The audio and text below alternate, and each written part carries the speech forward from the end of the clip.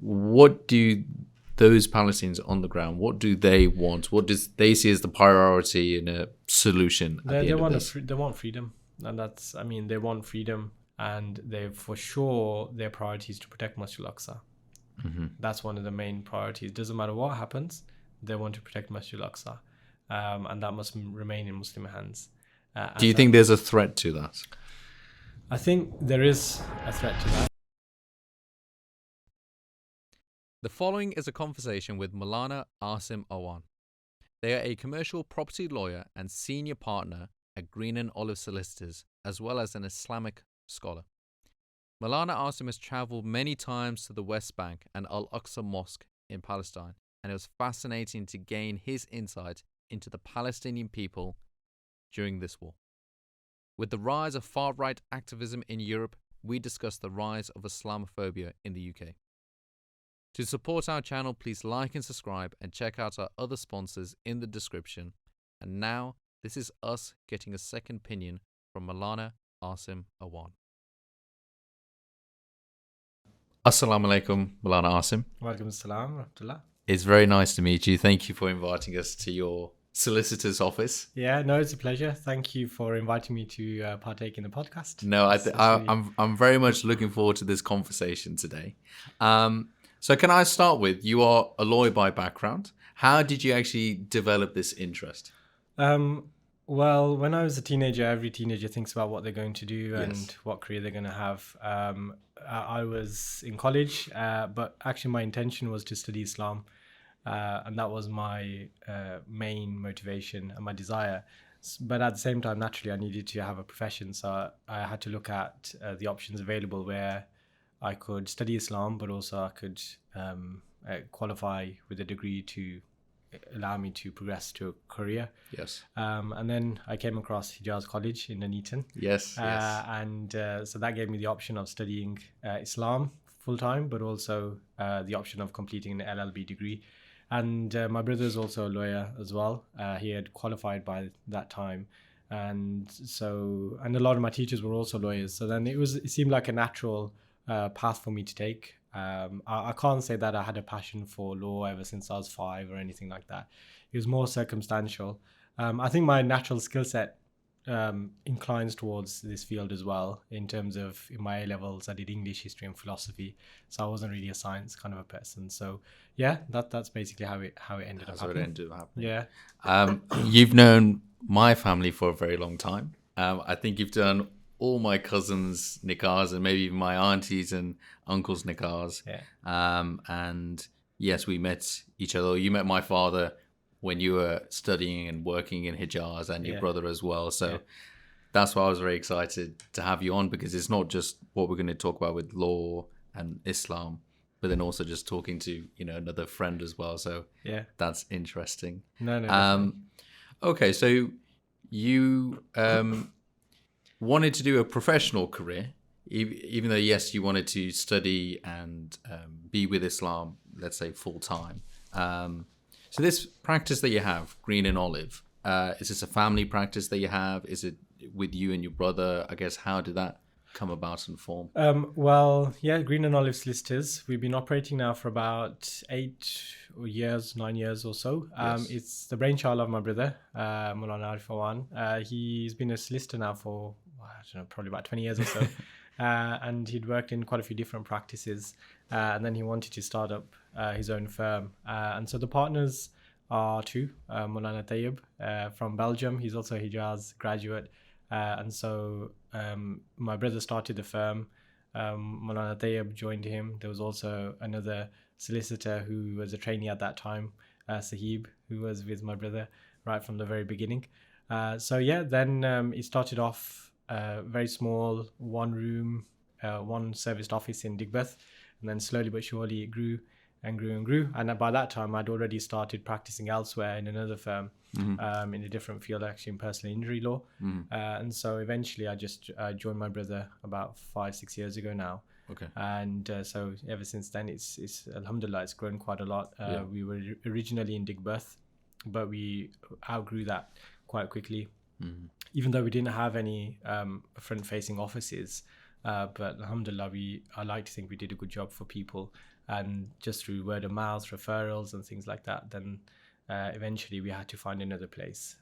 And it did take quite a long time for us to find suitable offices because the market's very difficult, isn't it? It's very tricky.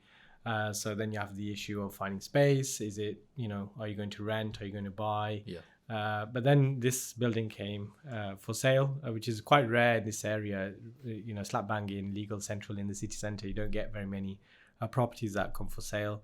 But through the mercy of Allah Almighty, it came for sale, and then it was a no-brainer.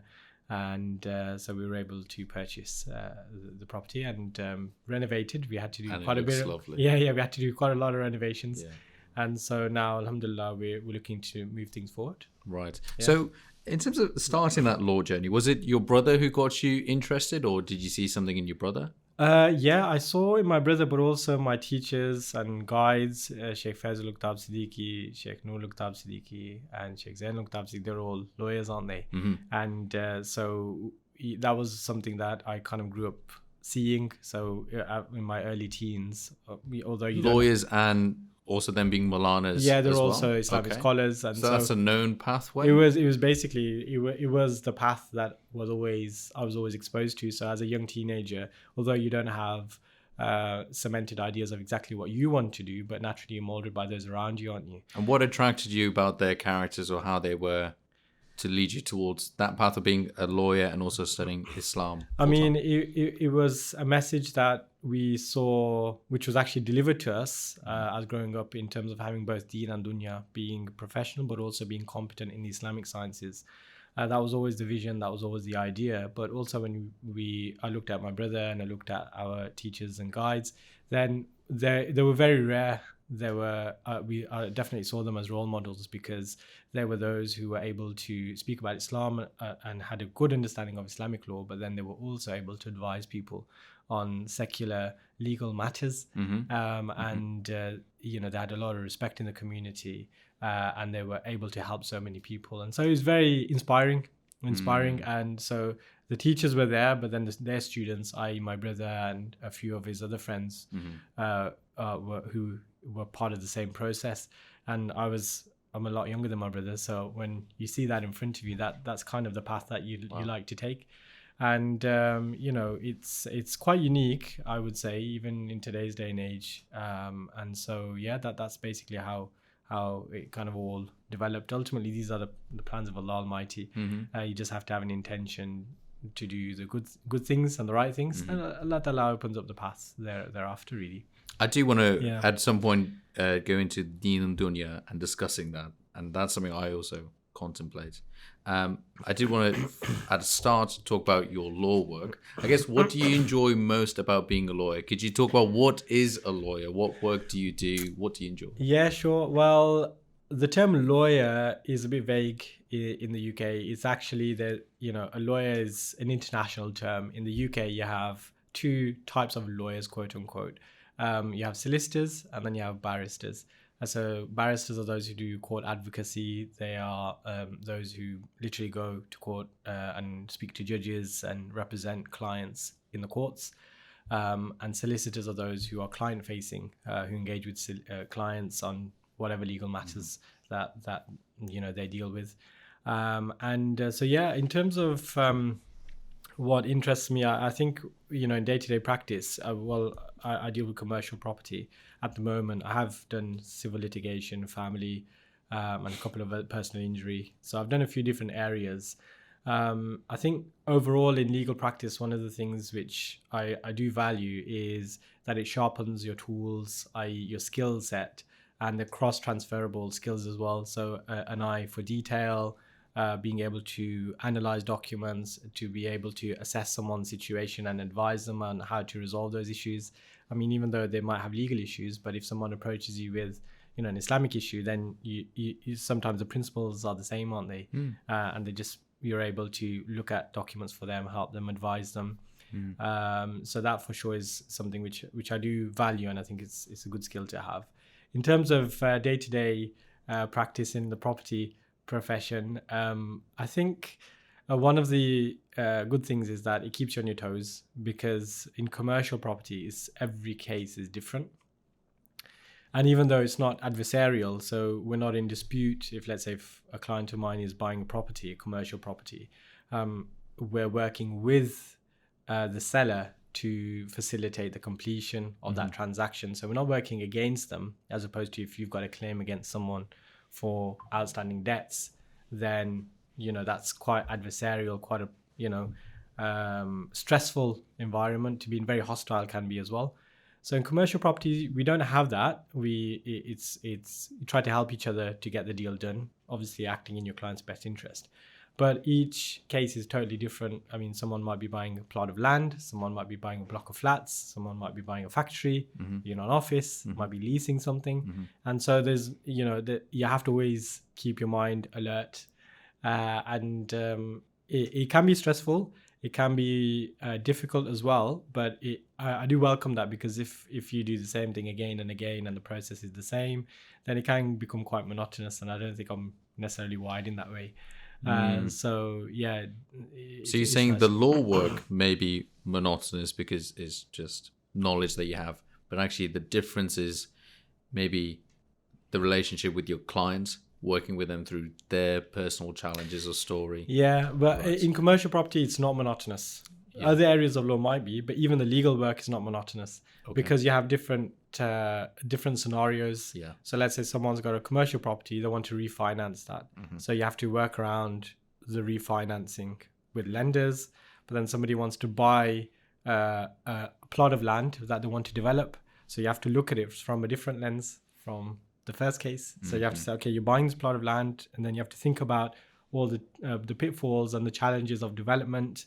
You have to look at the planning. You have to think about, okay, is this suitable for what it is you're trying to do, right? Even though we don't advise on the commercial aspect of transactions, but illegally we have to make sure there's no impediments to the client who wants to develop that land. So even from the legal aspect, every single thing is different. There's a lot of moving parts in commercial property. And it's not everyone's cup of tea. There are people who have tried it and think, you know what, I'd rather just stick to, you know, immigration. Every area of law is hard. It's not to say that this is harder or better than others. Some people prefer residential property because it's a bit more standard in terms of the process. Everyone's buying a house, everyone's selling a house. Yeah. There's a few variables, a few curveballs, but the process by and large is very similar. Yeah.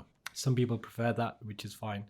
But commercial property is not like that. If you've done one thing, that's great, but the next thing you might need a totally different lens because you're looking for different things. I see. Yeah. I see. Do you see? So, you know, sometimes you have banks that have, you know, legal charges. The banks have certain documents. Then you have the seller, or you might agree a commercial deal. So let's say you might say, I'm going to buy this plot of land off you, but I can't pay it all now, so I'll pay half after a year. So then the mechanism for me to pay you half later. Yes. You have to look, okay, well, how's that going to be secured? Yes. What are the documents for that? What are the terms for that? What happens if you breach it?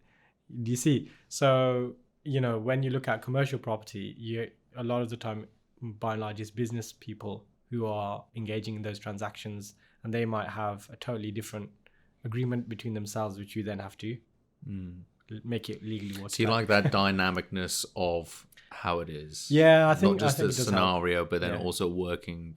Yeah. Okay, that's interesting. Yeah, I mean, yeah, I know there's quite a lot of things I'm mentioning here, but yeah, that's how it is. If you want me to unpick anything, that sounds great. That does.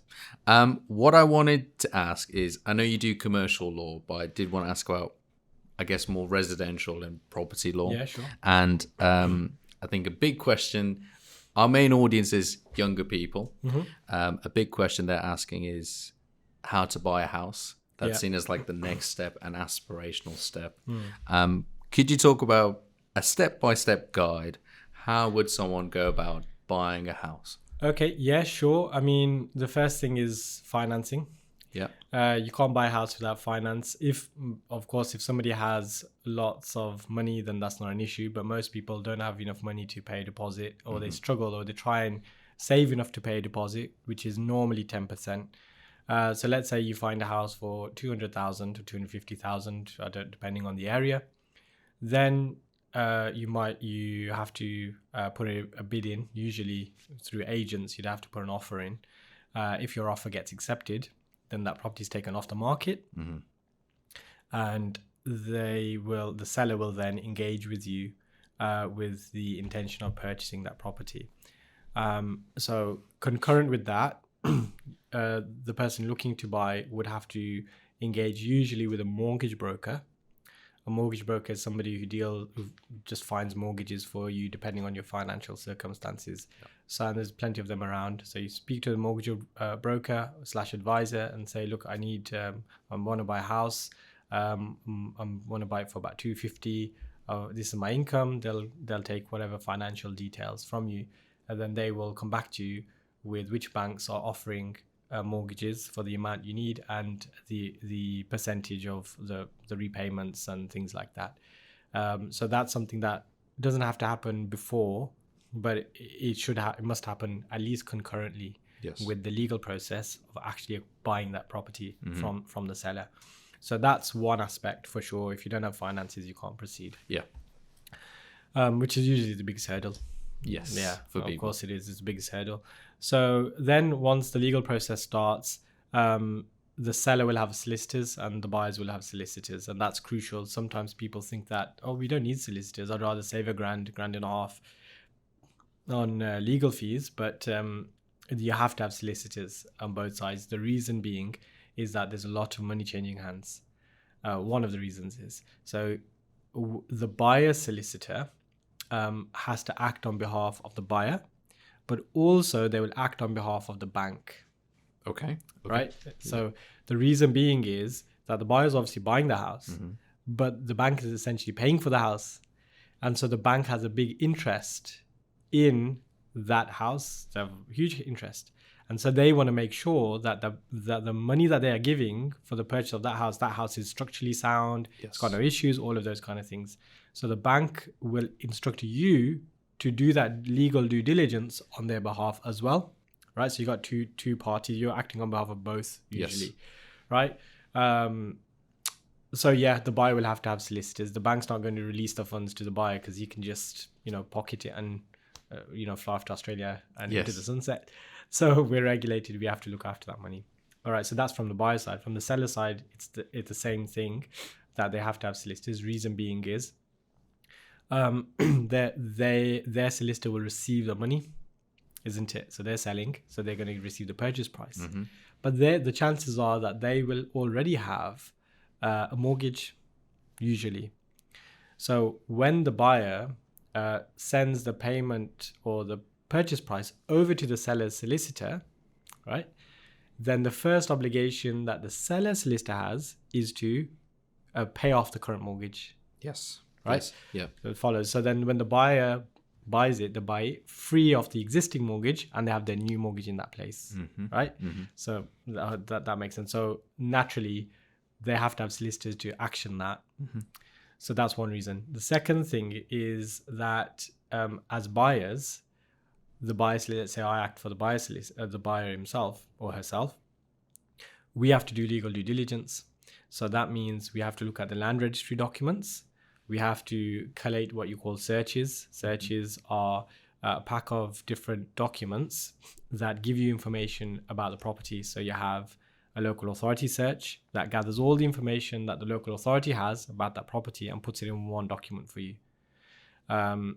So let's say a property may have a tree preservation order registered against a tree in the back garden. Okay. Or the council may have a charge, or the council may have certain rights over the property, whatever it may be. So that will show up then. Okay. Or there might be a right of way in your garden that you never knew about. Yeah. But the council will have a record of that. Yeah. Right? Yeah. Then you have an environmental search, which tells you all the information from the environmental aspect, like subsidence, flooding and things like that. Then you have a water drainage, and then you have a chancel and maybe a couple of others. So the buyer solicitor will then look at the land registry documents, collate the searches and review those. Then one of the key things is raising inquiries with the seller solicitor, right? So inquiries, it sounds like a legal term, but it's actually not. Okay. Inquiries means questions. So literally questioning these things. Yeah. So we will look at the land registry documents. We look at the searches. We've identified about 5 things that we want to ask questions about. For example, in the environmental search, it says this area is prone to flooding, or there's a higher percentage than usual. So we're going to ask them, have you ever been flooding? Has the property ever flooded before? Or there might be a case, there's an existing charge at the land registry because of the current mortgage. So we might ask them a question about that. It's fairly standard, but you know, just to give you an example.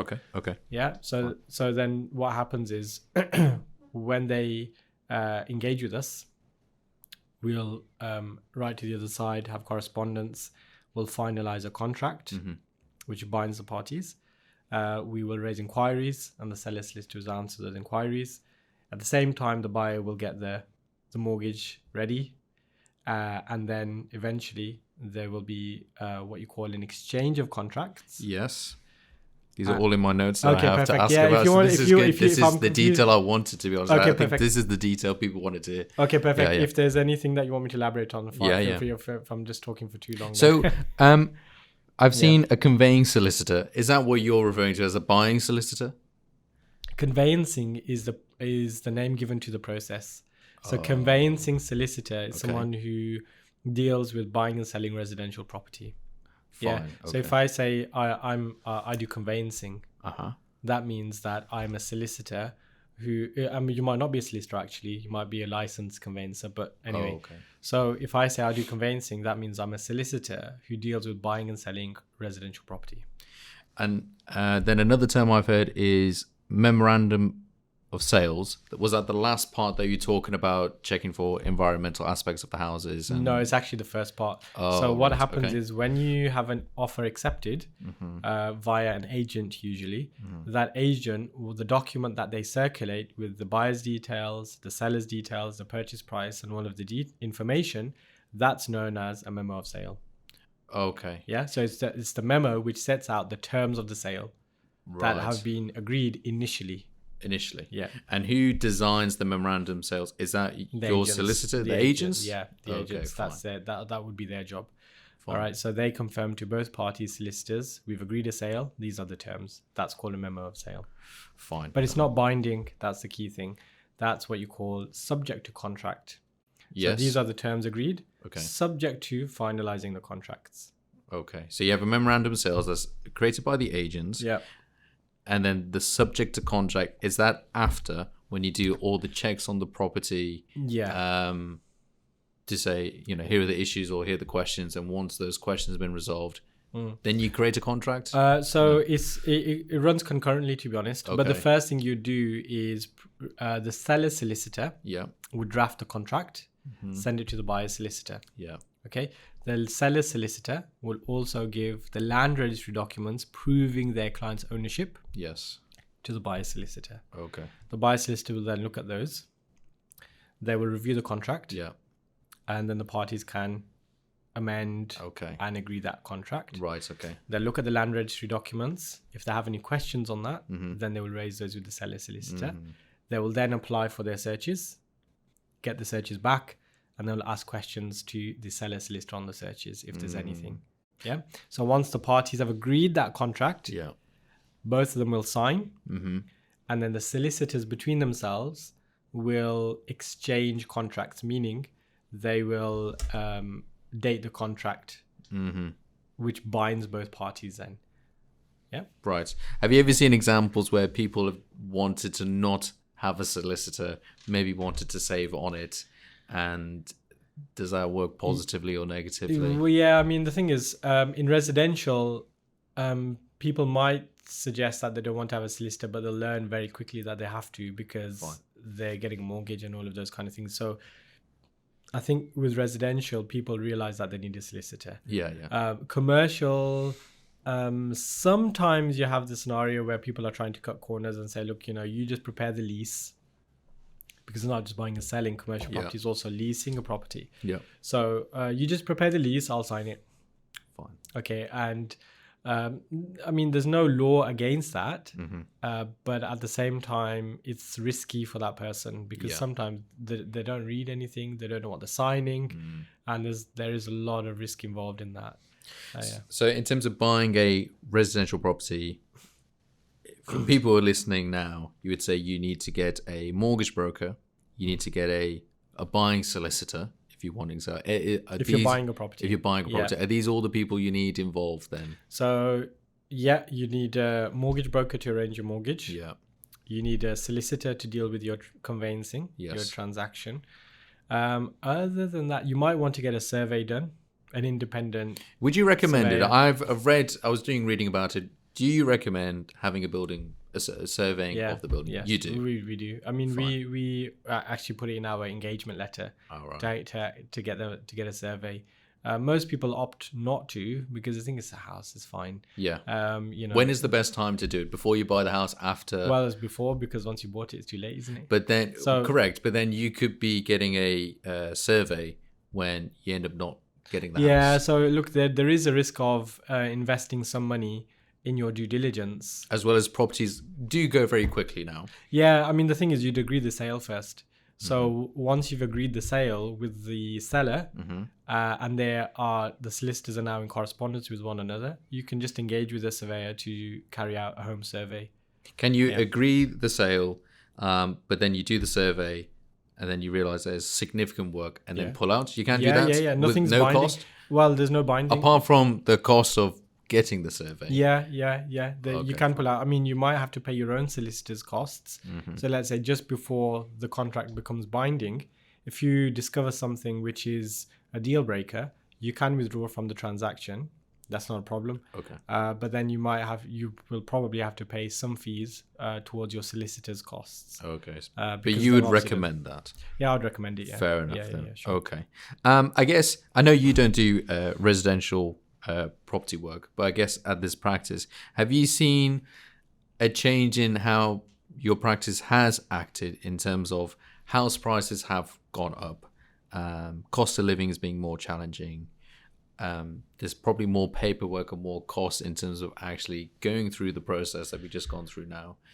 Would you say that's impacting your practice in any way? The costs side of things increase. I mean, look, there's been a cost of living crisis. Inflation is always there, and so the cost of legal services does go up accordingly. I mean, we don't really measure our costs based on inflation or anything. That's not the basis of how we charge. But then at the same time, we do have to take that into account because there's obviously wages to pay, bills to pay, national insurance and all of these things, the budget, all of these things do have a knock-on effect. Fine. But we have to obviously, look at the market and see what's commercially viable, because the last thing you want to do is price yourself out of the market and be uncompetitive.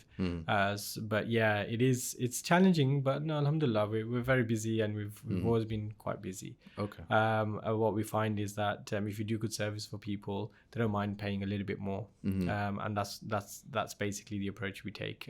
We're not the cheapest, we're not the most expensive. We're kind of in the middle.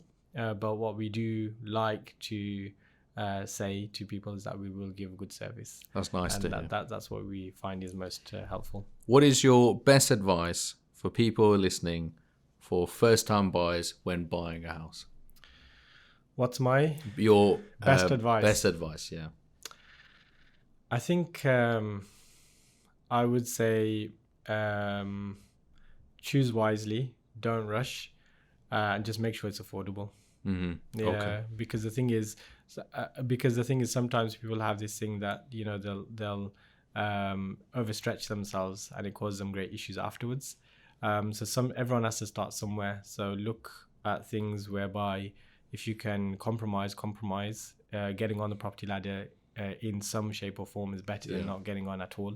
So a lot of people don't want to look outside certain areas and things like that. I think if you're a first-time buyer, you've got the whole country to buy a house in. If you look up north, for example, prices are a lot cheaper. And although you don't want to live up north, that's all fine. But if it assists in getting on the property, then I think on the property ladder, then it's worth that investment. I feel like the last 20 minutes, I've just got personal advice for myself, to be honest. I know you give my family advice on property, and now I've just got some advice as well. So I'll be taking this away for my future plans. So thank you very much. No problem at all. I'm going to switch to another part of your life, which is very important to you. And the unfortunate circumstances that's happening in Israel, in Palestine, and conflicts that are happening in the Middle East. It's very unique that actually you have been to the area before. Could you talk about your experiences? Where have you been? What work have you done? Yeah, Could sure. you share that? Sure, absolutely. I feel very blessed and fortunate to have been to Palestine, I think about 5 or 6 times now. Wow. The first time was about 5 years ago, I would say. Okay. And it was a little bit fortuitous, but not by chance, but apparently by chance. In that I used to study in Gumgol Sharif Masjid in Birmingham, and a friend of mine who used to go and take people to Palestine, he approached me and said, I'm taking some people to Palestine, why don't you come with me? And I'd never been before, so I didn't really appreciate how much history there was there and the significance of the place. So I said, no. I didn't know him very well, so I thought, look, I haven't got time, Okay. and all of that. But then he forced me, basically. And so I said, okay, go on then. So I ended up going, and I just couldn't believe how amazing the place was. There were so many beautiful sights and so many things to see there. And so on the way back, I remember saying to him, I said, people don't come here. We have to bring people. And he said, that's fine. Let's just as a hobby, let's bring people over. So why did he take you on that first trip? Was it He wanted me to be the tour guide. Okay. Essentially, or at least talk about the religious sites for the group. So that is in that capacity. Okay. And then so we started taking people who were interested in things, and it's one of those areas of the world where people are more inclined to go if they go with someone who has been there, who they trust as well. Yeah. And so a lot of friends and family have been with us. So, we've been to Jerusalem. So when we go, we're normally based in the old city of Jerusalem, which hasn't changed since the time of Salahuddin Ayyubi, pretty much in terms of how it is. And it's a fascinating place because a lot of historic places, sometimes they go through renovations and, they break down the old buildings and things like that, make them more tourist friendly. But the old city of Jerusalem is exactly as it was. It's just really fascinating. So we stay there. We're close to Masjid Al-Aqsa.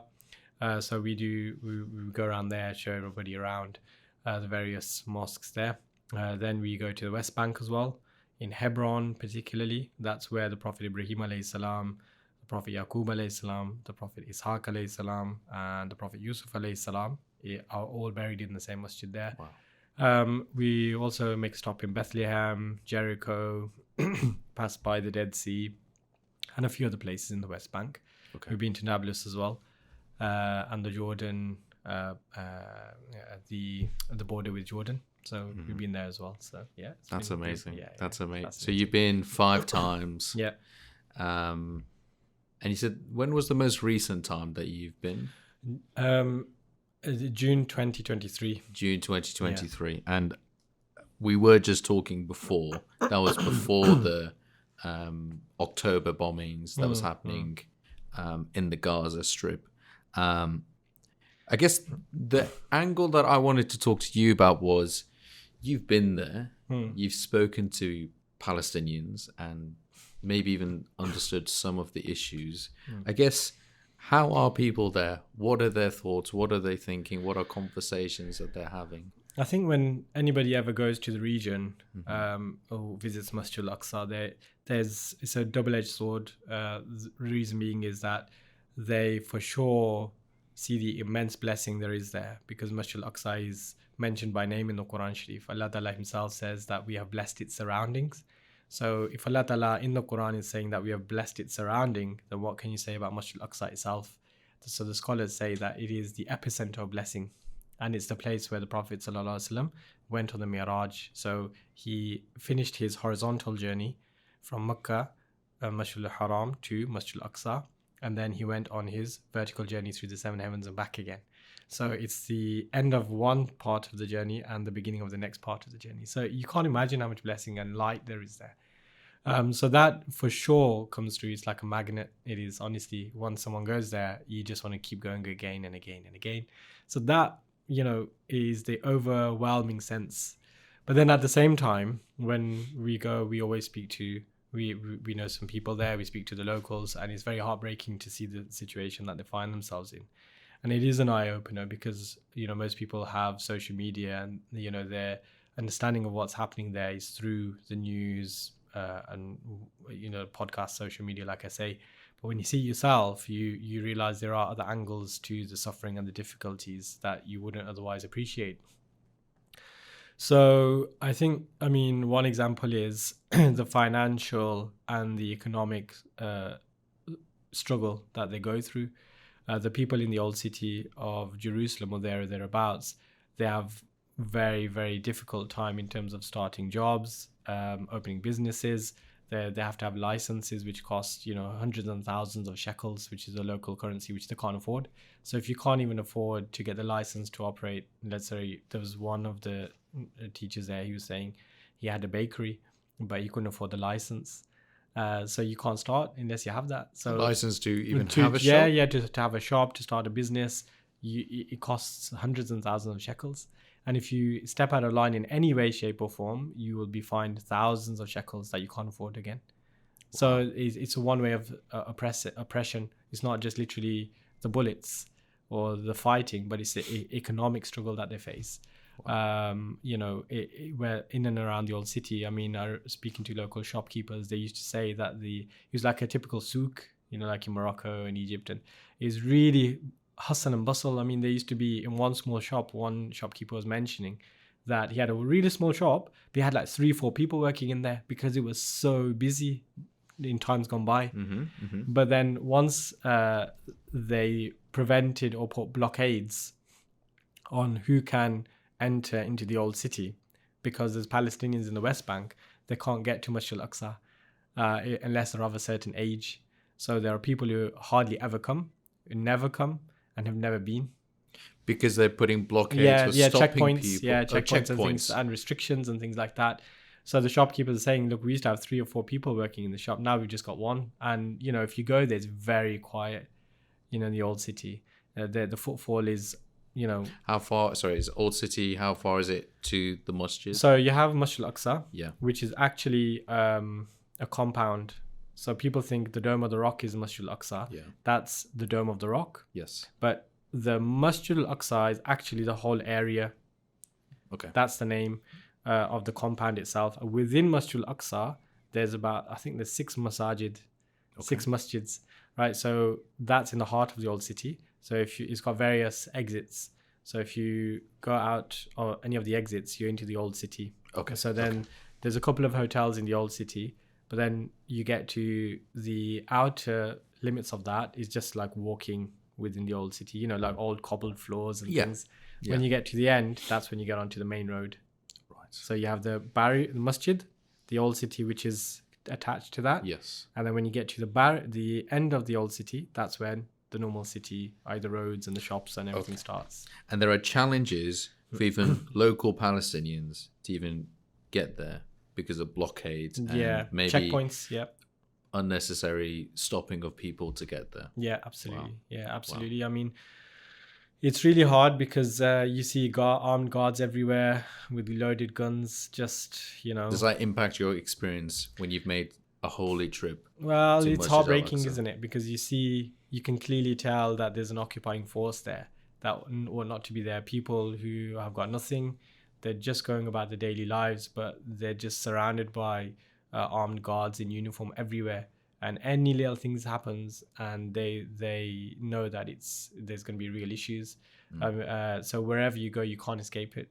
So it's very, very difficult. I spoke to some people, and they say, look, my son's been in prison. My husband, he was a guard in Masjid Al-Aqsa. My father was a guard, and he was shot. He was martyred. My son's in prison, my other son's been in prison.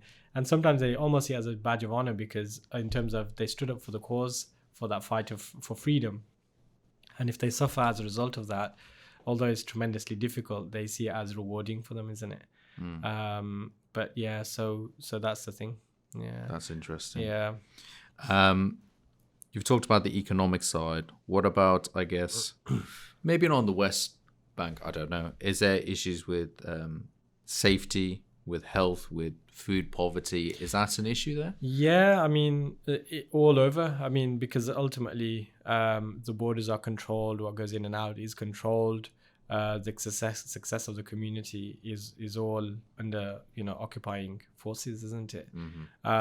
There are some places which are doing better than others. I mean, when we went to Nablus, although there is a lot of hostility and a lot of fighting that goes on there. Some parts there were some commercial parts.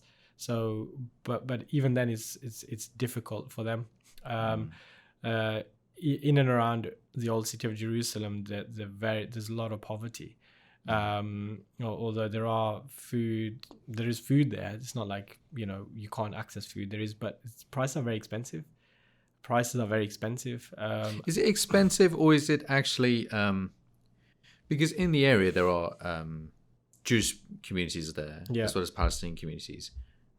I'm going to ask frankly, would you say it's a way of taxing? Are Palestinian people poorer? And if they are, when you talk about pricing being different and law being different or more challenging, is that actually, do you feel, a way of oppressing the people, or like taxing them out of getting opportunities? I mean, in the old city of Jerusalem, it has different quarters. Okay. So you have the Muslim quarter, you have the Jewish quarter, you have the Christian quarter, and you have the Armenian quarter, if I'm not mistaken. And you can walk through all of them. Mm-hmm. That's not an issue because it's all within the old city. But if you go in the Muslim quarter, you'll notice the quality of the street, the old streets, the quality of the shops, i.e. the cleanliness, all of that kind of thing. You'll notice it, however it is, as beautiful as it is. Then if you go to some of the other quarters, then you see how the shops improve, they're cleaner, they have bigger shops, they have nicer environments. And then you think to yourself, well, that's clearly an indication of where, things are there, isn't it? There's no quality at all in terms of opportunities. So yeah, there's no real opportunity for people living there. And sometimes what happens is, we heard from local people that they get offered millions of pounds to leave their homes, if they're not bulldozed, that is. But people in the old city who are really close to the masjid, they get offered millions of dollars to leave their homes. You're talking about the Jewish settlements that are happening. The settlements are in the West Bank. Yes, but I'm talking about in the old city of Jerusalem, because they can't be bulldozed because they are literally annexed to the mosque, aren't they? And there's old cobbled floors, the really old buildings, so you can't bulldoze those and build your own. The only way is to get someone out. And so that aspect is there as well, the pressure to leave, because that's the whole point, isn't it? If you turn the screw tight enough, or you put enough pressure, people think, this is not worth it, would rather leave. Because living in that circumstance for in excess of 50 years, you have to ask yourself, where is this leading? And less people are going there now. And when you speak to people in Palestine, all they want people to come. That's all they say. Just make sure you come. We want you to come and see, be with us, support us. That's their main thing. And it's really unfortunate where obviously circumstances now don't allow for people to travel by and large, because it is a lot more hostile now. But when they're sitting there, they're under oppression. They have economic sanctions. The freedom of movement is also restricted. Life can change instantaneously. People can be put in prison. Your jobs, you have no job security. You have no finances, and people still have to pay very, very high rents as well. So people who live outside, if they don't own their home, they have to pay rent. Sometimes the rents are just like the UK prices. And how do you do that if you don't have a job? Exactly. Yeah, so it's a very, very difficult scenario for them. And sometimes we spoke to a few people who said, look, young people like our children, they're moving out. They're moving out to other countries, because even though the older community have that really strong faith, and they've always been there, and they've always stood by their cause for freedom, young people have social media now. And so then they think to themselves, well, is this the life that I want? I can go out and help other ways. So there's that challenge as well. But in the region, Muslims and Jewish people and Christians, they've existed there for a long period of time, not just in the old city, but across the whole of the West Bank. So, and I don't know if I'm mistaken, but they had peacefully lived with each other for a period of time. I guess, could you talk about that transition? Why has it now become a bit more hostile? Or Well, I mean, it goes back to the time of Sayyidina Umar radiallahu ta'ala anhu. He liberated Jerusalem and Palestine without any blood shed or anything. And so he came with one companion, and the keys to the city were handed over to him. And so, but in fact, there's a few masajid or a few masjids in and around Palestine or in Jerusalem, which are called Masjid Umar. And they're named that because Sayyidina Umar prayed in those masjids, or prayed in that area, which later became masjids. But a couple of them are next to churches, because he was invited to pray in the churches, but he said, no, I don't want to pray in churches, because if I pray in the churches, people turn them into masjids. So he said, I'll pray next to the church, so thereby I'm not praying inside, but then the place of Muslim prayer can be next to. And that's what happened. So the point is, and in one of the masjids, there's a charter. There's a famous letter written by Sayyidina Umar that saying that everyone can live in peace, nothing will be taken from you, anybody who wants to go can go, anybody who can stay, and there'll be no harm to anyone. To paraphrase, it's available online. It's the Treaty of Umar, it's called, in Jerusalem. And so that's how it always was for many hundreds of years.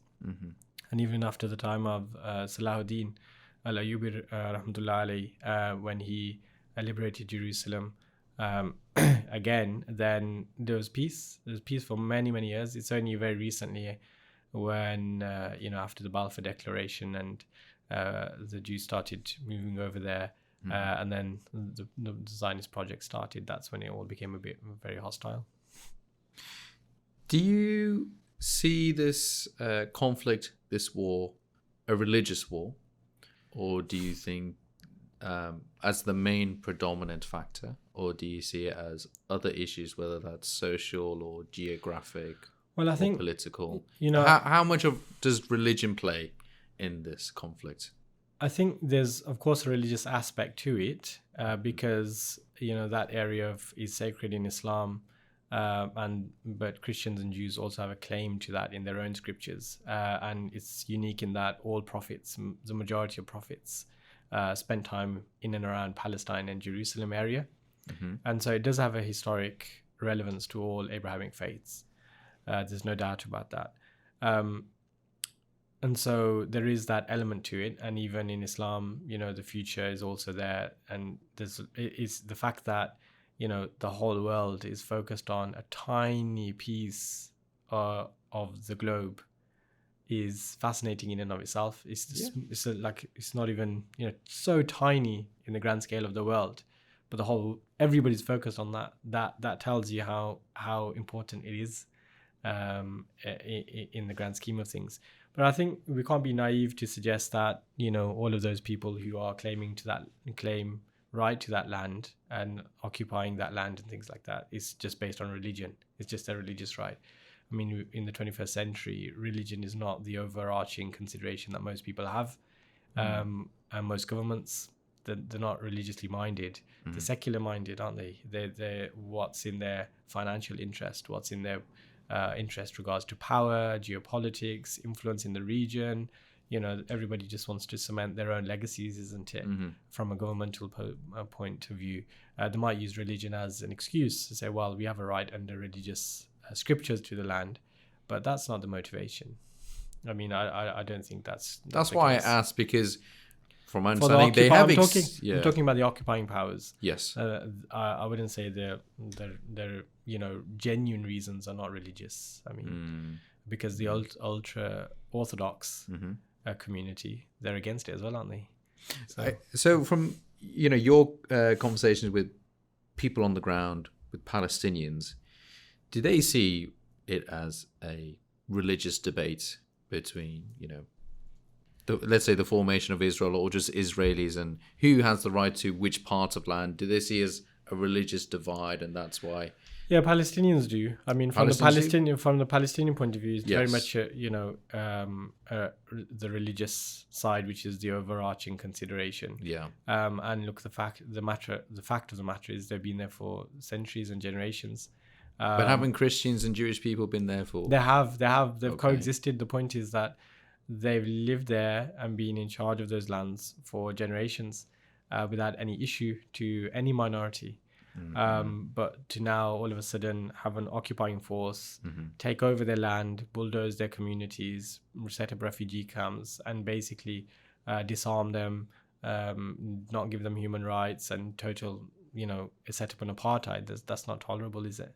You're saying that because before it was it UN occupied, or was considered it wasn't part of a particular nation aspects of the West Bank? Is that what you're saying too? And now there's an occupying force? Yeah, I mean, even when you go to the West Bank, you can see the new settlements on Palestinian land. You can literally see on the higher parts of the land, let's say it's very mountainous, very, very beautiful, and you can see on the mountainous parts where you have all the new build houses of the illegal settlements, and they're illegal under international law, aren't they? So that was not there before, and it's more and more common. So that's not a disputed fact of law or matter, to in all honesty. What are the main worries of Palestinians on the ground? I ask as a question because I want to kind of wash away the debate or what we hear from Piers Morgan when he's shouting at people on his show. What do those Palestinians on the ground, what do they want? What does they see as the priority in a solution? They want freedom, and they want freedom. They want equal opportunities. They want their land that has been taken from them for those who have been, evicted from their homes, those whose homes have been bulldozed, those people whose family have been locked up without charge, and they just want freedom. Then their demands are not, extensive. They're not unreasonable. I mean, anybody in that scenario would want the same thing, wouldn't they? And they want the chance to build lives for themselves, and for sure their priority is to protect Masjid Al-Aqsa. That's one of the main priorities. Doesn't matter what happens, they want to protect Masjid Al-Aqsa, and that must remain in Muslim hands. Do you think there's a threat to that? I think there is a threat to that in the long term. Well, I say long term, maybe not so long term. There's definitely a lobby, and there are groups who are lobbying and pushing for the establishment of a temple mount on the Masjid Al-Aqsa, the grounds there. It's becoming difficult now. Like, for example, when I first went there, and this is an agreed status quo. The status quo is that only Muslims can pray in Masjid Al-Aqsa, in the grounds of Masjid Al-Aqsa. And I think when we first went there were no settlers, or there was nobody of any other faith that was in the compound. But over times that we've been there, it's becoming more and more common that you see settlers coming in with armed guard, having a tour, offering some of the prayers at certain times of the day. And, when it's not so busy, for example, mid-morning or something, outside of the Muslim prayer times. That never used to happen before. So for sure there's a push towards desensitizing the presence of other religions, people of other religions within the Masjid Al-Aqsa, because you can't just change it overnight, can you? You have to soften it. That's why the softening is there. People are going in now more regularly, and so the Muslims there, they can't do anything about it. And they're just becoming a bit more accustomed to it. So I think there will be a push towards, more Jewish control over Masjid Al-Aqsa. There's no doubt about that. That's what it's all about, isn't it? Of course. Do you think we will ever see peace in the region, peace in Gaza, or peace in the West Strip? I think war can't carry on indefinitely. I think there will be temporary peace eventually. When this current conflict ends, however it ends, whether for better or for worse, you can't keep fighting. I mean, eventually Gaza's, if it's flattened anyway, there's nobody left to fight. So there will be peace. I'm hopefully sooner rather than later. But it will be temporary until next time, unfortunately, because you can't keep occupying people, expecting them to never try to secure their own freedom. Eventually there will be tipping points, and there will be conflicts ongoing. I think from a theological perspective, it's when Imam Mahdi will return that will then trigger the true liberation and freedom of Palestine. From speaking to Palestinians, do you feel they want a two-state solution or a one-state solution? What do they see as a genuine, reasonable resolution? I've never really asked the question directly, because when someone is saying, look, they don't have the immediate necessities in life, and they don't have freedom of movement, they don't have jobs, they don't have opportunities, then to talk to them about, global political solutions, answers. It doesn't make any sense to them. I mean, they're concerned about protecting the masjid, surviving day by day, and making ends meet for their family. That's what they're interested in. So I've never really asked the question directly. But I think, look, ultimately, anybody who lives there, my view would be, and I guess it's implied in their discussions that we have had, is, look, lands which have been occupied must not be occupied anymore. And I think it's really as simple as that. Whether that means go back to the 1967 borders under the UN resolution, I think that has to be a starting point.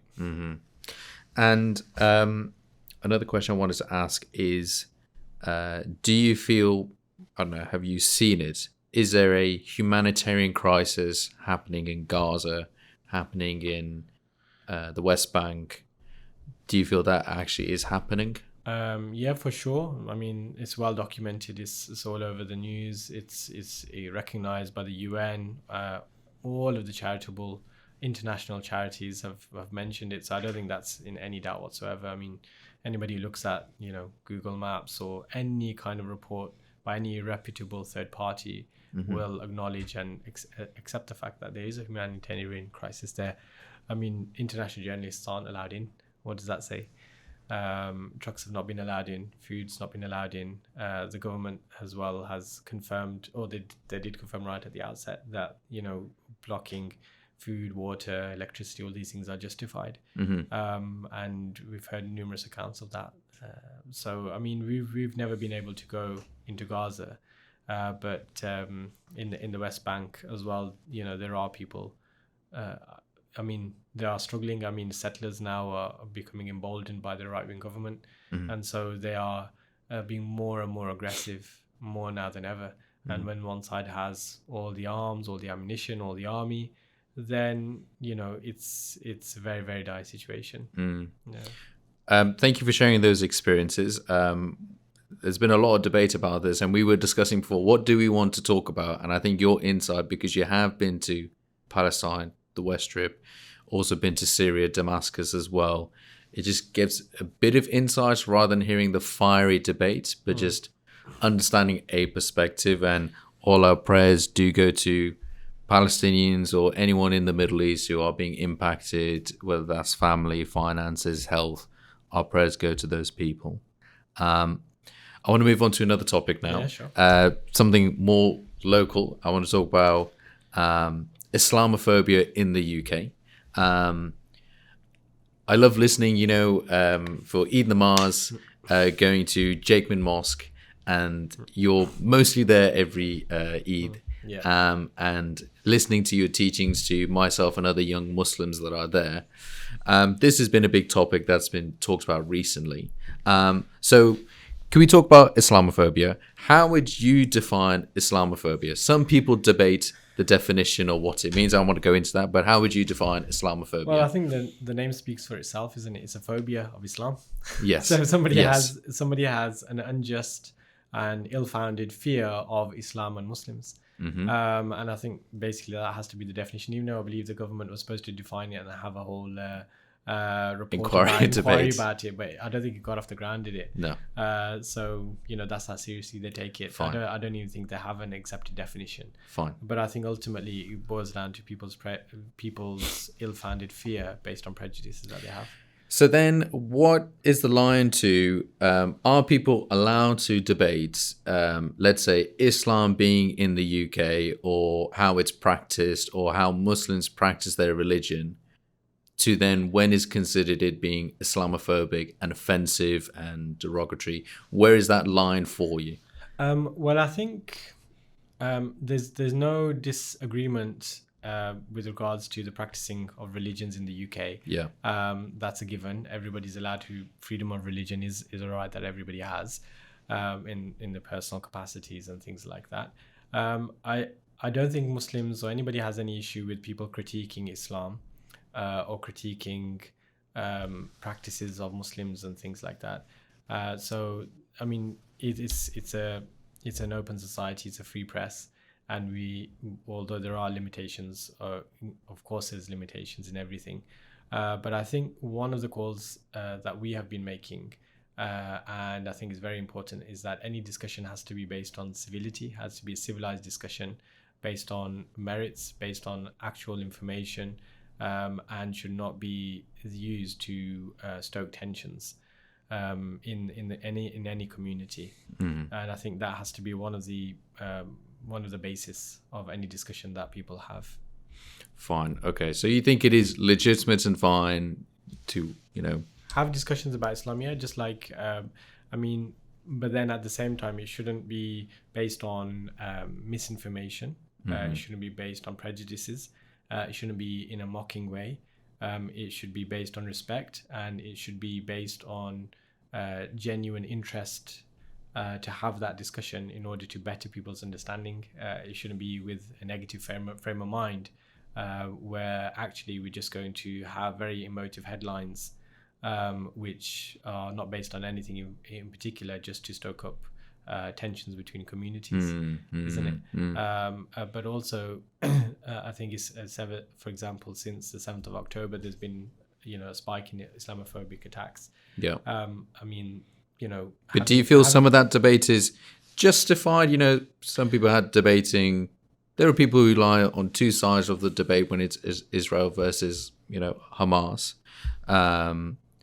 Is it fine to debate that? Yeah, discussing and debating is fine in good nature. Okay. But I think when people are obviously carrying out violent attacks, threatening people, when they are committing crimes against Muslims, or have this sense that every Muslim is responsible for every negative act that may happen around the world, and these are clear acts of Islamophobia.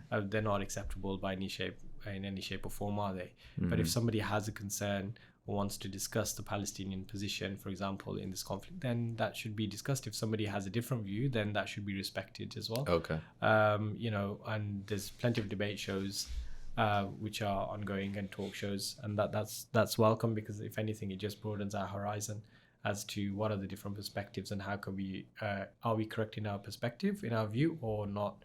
We can only know that if we speak to other people and see what they have to say about it as well, isn't it? So discussion in a civilized, respectful manner is fine. But any thuggery and right-wing nonsense is not called for at all. Why do you think we've seen a rise of far-right parties and views in the UK and Europe? We've seen in the EU elections, I think a year or two ago. In the UK, we've seen reform becoming more popular. I guess, why do you think there's been that rise? I think the issue is that over time there has been a push towards self-interest on an individual basis and also on a national basis. There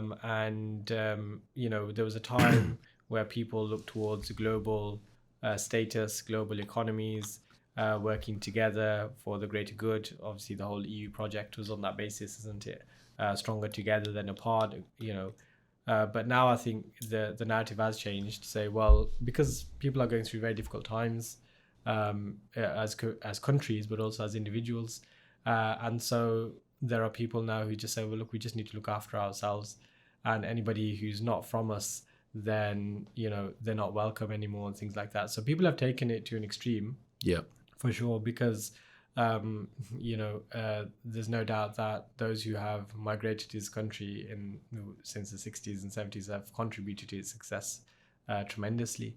And then there's, some figures who have cottoned on to this, and their voice is heard over everybody else's, isn't it? For example, Donald Trump, Nigel Farage, and these kind of characters. They're experts at kind of gauging the mood in the people and exploiting that for political means and political ends. And so they've cottoned on to the fact that actually people are really struggling. Yeah. So let's make a narrative out of that. And so even though the real issue is not migrants coming over to the country, Yes. they've deduced that from people's struggles. So people are struggling to make ends meet, and they found an excuse that resonates with people, even though it's not the case. It was not the case. Even though it's not the case, but they made a whole political movement out of it.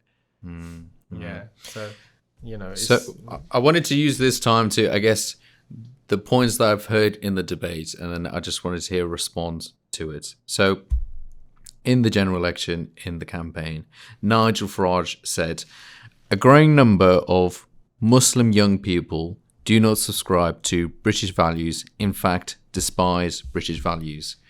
This was in context to, I think, a number of protests in London soon after the October bombings, and lots of people supporting Palestine. Do you think that statement is true or rings truth in any way? Well, not really, but then it depends on the definition of British values, isn't it? Last time I considered the matter, tolerance, open-mindedness, kindness. These are all British democracy, values. individual liberty. Yeah, exactly. So do you feel? So, well, I mean, how can you contradict those things? Muslims want freedom, don't they? They're happy to have individual freedoms. So to go against British values would be to say, well, I don't want individual freedoms. If that's how it's divided. I think also in the definition of British values, it was something along the lines of tolerance of other beliefs and values. In general, yes. I guess the question I'll put to you is, would you say some Muslim communities are anti-English or anti-white in such ways, or? I mean, they can't be. Even if Muslims are, then they're having that attitude is against Islam, because the Prophet ﷺ never taught us that. He never taught us prejudice. In fact, his final sermon, he made that clear, that there should be no prejudice between peoples of different colors or different communities and things like that. The Ummah is one, regardless of which background we come from, whichever community we are in. So if Muslims do have that, then it needs to be stamped out. And I would say, look, we have to improve our conduct, our morals, our etiquettes, and our outreach projects. For sure, we have to keep doing that and be the best example of the prophetic behavior that we can possibly be. I think that has to be one of the solutions. But Islam in no way does it encourage that at all.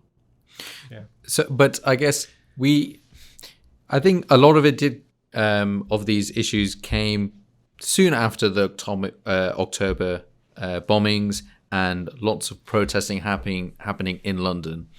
I guess, could you steelman the case? Why do you think people are actually concerned of Islam or Asian communities in the UK? Or I'll tell you why. Yes. What I think is that there's always a fear of that which you can't control.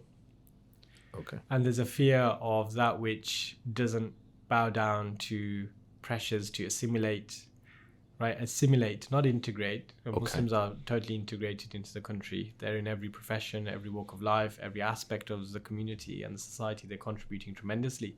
So they're totally integrated. But assimilated means that you remove your identity to take on the identity of somebody else, right? And Islam, I would suggest, is around the country and around the world, alhamdulillah, the identity of Muslims remains. Yes. And sometimes there is a fear of that because, these people are not bowing down to our pressure. They haven't, been totally whitewashed in terms of their mindsets and their thinking. And I think sometimes that leads to, a resistance or a backlash. And also there's just a lack of education, ignorance. And, in social media where you have,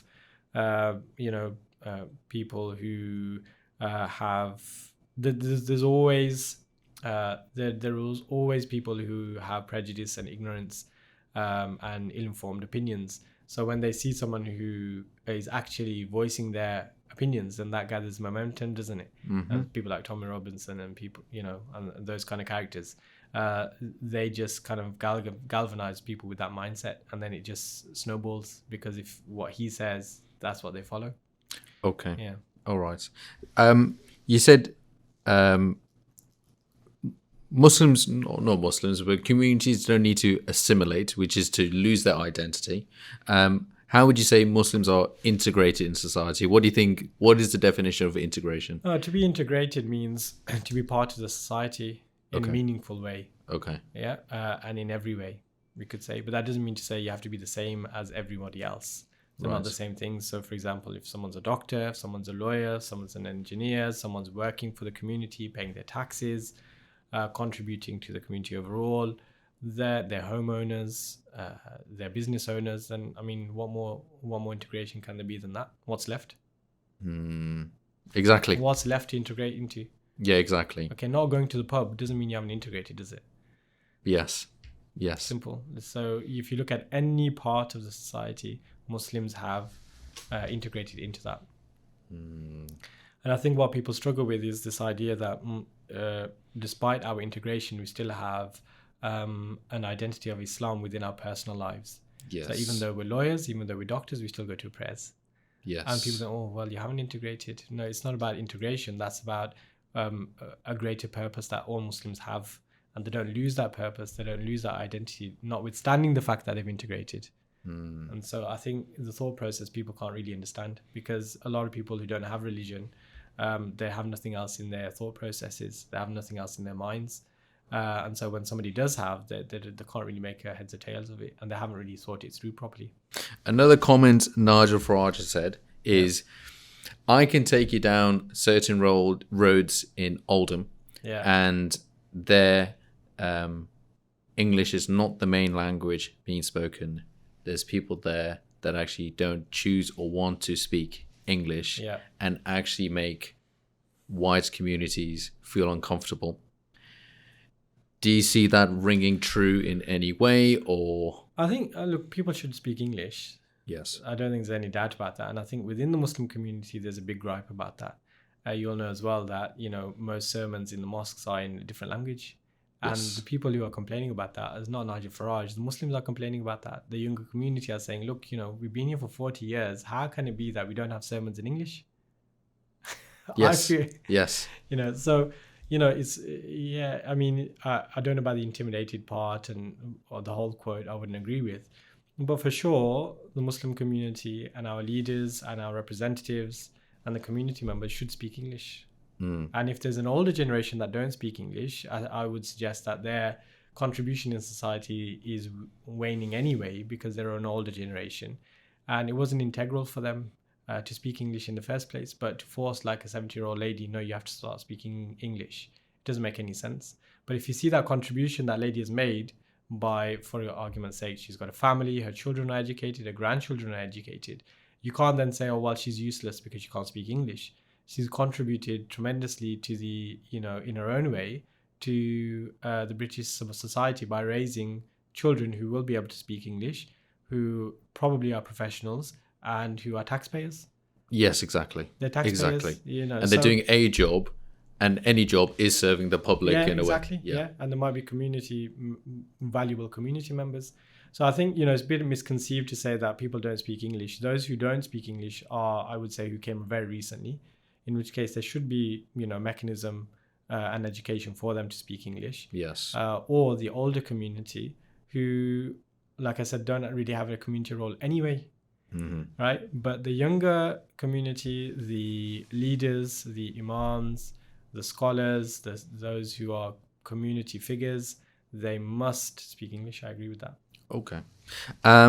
Another thing talked about is you did say, because there's now an inward thinking because of economic issues, that's why maybe there's a rise in Islamophobia. Immigration is also something being talked about.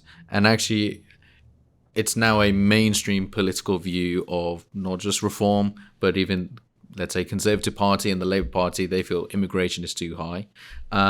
Do you think, firstly, I mean, it's not your expertise, but is immigration too high, or do you think it's something used by parties just to settle certain people's views? Well, at the end of the day, there's a social contract, and the political figures, they need to echo sentiments that will get them votes. And if they don't, then they will not get elected. And if they will not get elected, then they'll be out of a job and they'll be meaningless in their environment. And so I don't really have a view if migration is too high or not, but it doesn't bother me. It's never bothered me. I don't think it has a negative impact at all. But I think those people who are, voicing those concerns and being disproportionate in their representation as to, the levels of migration, they're just doing it for votes, isn't it? And they realize that some people are disgruntled, and there's an argument to be made here. Whether it's right or wrong or actually legitimate is irrelevant. Whether it's genuine or not is totally irrelevant. You've got about 60 million people living in the UK, and we've got probably 0.01% of that are coming in boats, and we can't deal with it. All of a sudden, it's an overarching consideration or policy, but it shouldn't really be the case. But yeah, for sure, it's just a case of pandering to the far right and to secure votes. I don't think it's a genuine issue. Okay. Yeah, in other words. If I take out, let's say, Nigel Farage and Tommy Robertson and maybe the far right, but there is a genuine, decent voting base that maybe do have concerns of integration, or what you may say assimilation, or maybe an uncomfortableness of how multicultural the UK has become, and maybe we're losing British values. I think that's probably maybe a more mainstream view. Do you think any of that does ring true? Or if that is true, maybe what do us as Muslims or the Muslim community need to think about? I mean, for example, the Muslim community that came over from Pakistan and India in the 60s and 70s, it's not their fault that the British Empire ruled over India. And it's not their fault that Britain colonized half the world and therefore was duty bound to bring people over when they were kicked out or refugees. I mean, what can they do? I mean, you can't undo that. I mean, there's been so many benefits into multicultural society that we're all, reaping the rewards of all of that. I don't think it's a real issue at all. I think that Britain overall is a multicultural society, and it's all the better for that. What we can't do is just go back in time and just whitewash everybody and send everyone back home, because ultimately this is home. But what I would say, Muslims have to be active members of the community. They have to be positive members of the community and a force for good in their localities. We shouldn't be a burden on anybody. Everybody who interacts with Muslims should say, this is the best person I've ever dealt with.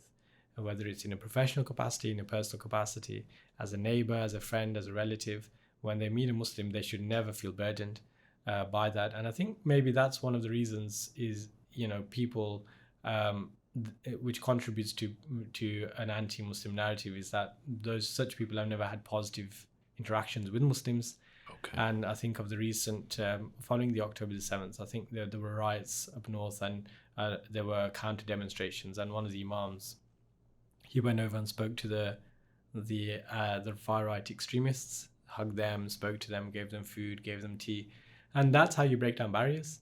Those same people will then not have a far right mentality, will they? So I think there is work to do. If there is there's an ignorance or a lack of education, then we have to take it as a positive obligation upon ourselves to do our best to rectify that, isn't it? Not just firefight, because Muslims are good at firefighting and reacting to situations. And a lot of the issues that we're talking about today, we're talking about what's the reaction, what should it be, but the real question should be, what can we do to be proactive, right? How can we nip this in the bud, as opposed to what should our reaction be to it, right? So how are we supposed to remedy Islamophobia? How are we supposed to remedy the far right extremists and all of these kind of things?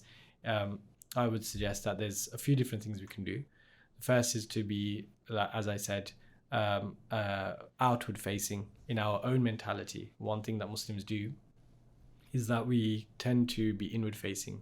We just want to be in and amongst our own friends, in and amongst our own communities. We don't really want to go out and speak to our neighbors who are from a different background and different community. And what does that do? It creates suspicion, right? So if we outreach, dawah is a massive part of the deen. Outreach to the wider non-Muslim community will be interact and not be afraid, right, of doing that, because we might say, well, if I knock on the door with my jubba topi, they might say, oh, what are you doing here? But if I give them glad tidings and I give them good news, or I give some food, they're not bothered. But that breaks down prejudice then, doesn't it? Yeah, it does. It does. So that's on a micro level, but on a general community point of view, we have to have strong identities, and and we have to be good role models, and we need good leaders who can push this forward for us, as opposed to apologizing for everything and reacting to everything and condemning everything. That's fine, but that's not going to resolve anything, is it? Thank you for sharing that. How would you say Islam has shaped you as a person? It's a difficult question to answer, but I would say that Islam is the most important thing. It goes without saying. Nothing is more important than Allah and His Prophet sallallahu alaihi wasallam. I think that's always been, a large part of my thinking from, I would say, teenagers to now. Obviously, over time with more life experience. It's funny because the more you go through life, the more you realize that. And that's, so it becomes more and more consolidated that the things that matter are Allah and the Prophet sallallahu alaihi wasallam. So yeah, when you're growing up, there's so many different things that you have to deal with: school, college, education, personal issues, financial issues, whatever it may be. But I think what we've had the benefit of is having good teachers, having good guides, because if you don't have a hand to hold, then you are out there by yourself. And that's why even the great scholars of the past, they always said that the paths of shaitan are many, but the path of righteousness is one, and it's obscurely hidden amongst all the other paths. If you want to get to that path, you have to hold the hand of someone who's already on the path and knows the path and can protect you from the paths of shaitan. And I think, one of the things that's I would say has molded me in terms of my thinking is just having teachers and guides from a fairly young age to help navigate all of that thing, or all of the foundational years.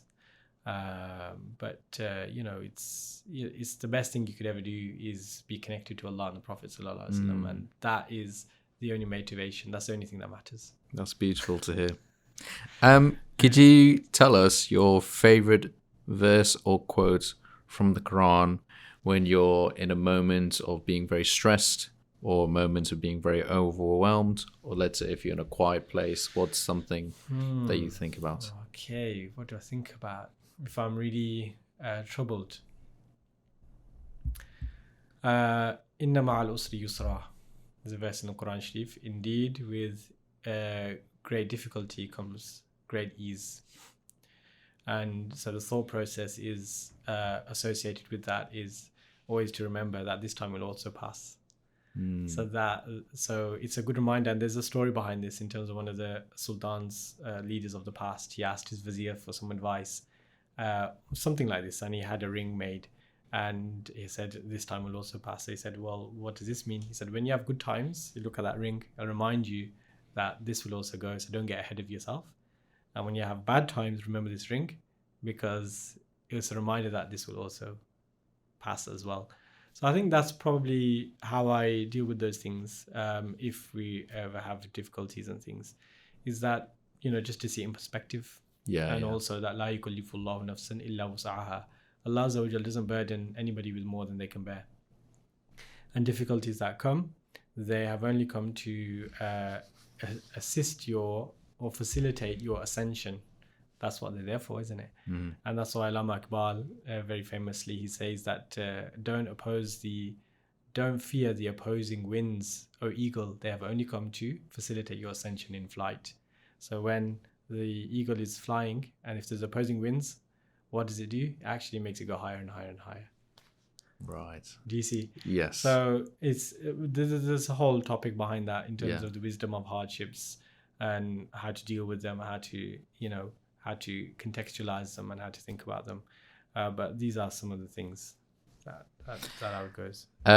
Final question.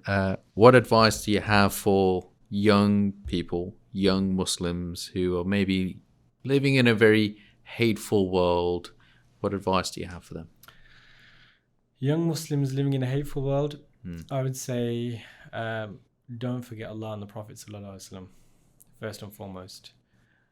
Because when you put Allah and the Prophet Sallallahu Alaihi Wasallam in the right place, then everything else falls into place. Mm-hmm. Everything else falls into context. Mm-hmm. Because even if you look at hardships, let's say a hateful world, look at the Prophet Sallallahu Alaihi Wasallam's life and how much opposition he received when he started to preach Islam. His companions were persecuted. People were trying to kill the Prophet Sallallahu Alaihi Wasallam. People were trying to literally torture his companions. So if you put Allah and the Prophet Sallallahu Alaihi Wasallam in perspective, i.e. at the center of your life, then you see everything else in that context. Even if you go through personal difficulties, the Prophet Sallallahu Alaihi Wasallam lost all of his children except for one during his life. Right. So again, it gives you something to refer back to. And also, when we put Allah and the Prophet Sallallahu Alaihi Wasallam in their deserved places in our mindset, then it ensures we retain our identities. And one of the biggest crises that we have today is Muslims have lost their identity. And because of the hardship, they can't deal with the hardships. And they think that, well, these are the difficulties we're going through.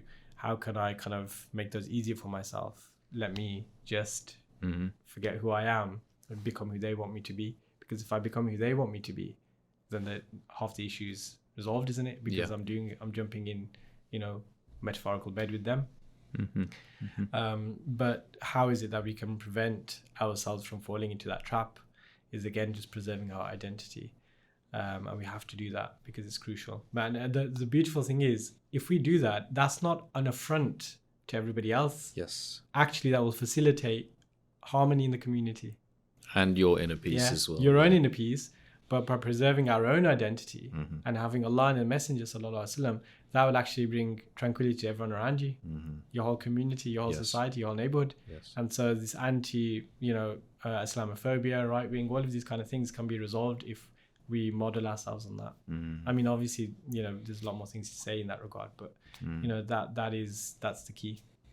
I know you said we need to try and create ourselves to become leaders. I've always seen you as a leader. I've always enjoyed listening to your speeches at Eid Namaz. You have the older Maulanas who may be talking in Urdu or sometimes in English, but I've enjoyed when you've given your speeches, and I feel like I can see myself or what you're sharing. I feel like I'm also going through similar aspects, or I can feel that within myself. And I think people who are listening today, especially our younger professionals, they'll take a lot away from this today. Thank you for being open and honest with your responses. I think there's a lot to think about, a lot for me to think about. And inshallah, I look forward to developing this friendship and relationship after this conversation. But thank you very much for giving your time today. No, thank you very much. It's been a pleasure. It's always nice to discuss relevant topics. It's not every day that we get asked about Nigel Farage and right-wing politics, but it's always good. I mean, I always say, just as a concluding remark, I always say to students of knowledge, so if I'm teaching students Islam and things, I always say to them, watch the news, what's happening in the world. And I ask them what's happened this week, and even my children, I said, oh, this happened in Syria, this happened. Why? Because if Muslims are not up to date, and if quote unquote religious figures don't know what's happening in the world, they will never be able to guide people or help people. Because people don't just have issues about prayers, namaz, they have real life issues. And in order to tackle them, we have to be well informed. And I don't think I'm well informed by any stretch of imagination. Everything I said, I don't even know what I've been saying. But have a little bit of a perspective. Like I said, I wouldn't suggest it's anything noteworthy or authoritative. But I do try to at least keep up with everything, because I think that is beneficial for myself first and foremost. So it's a pleasure. Thank you very much. Assalamu alaikum. Wa alaikum salam wa rahmatullah. I would like to end with a quote from the Quran, Surah 49, ayat 9 to 10. If two parties among the believers fall into a quarrel, make you peace between them with justice and be fair. For God loves those who are fair. Thank you for listening to the Second Opinion podcast. Please like and subscribe if you enjoyed listening and check out our other channels. See you next time.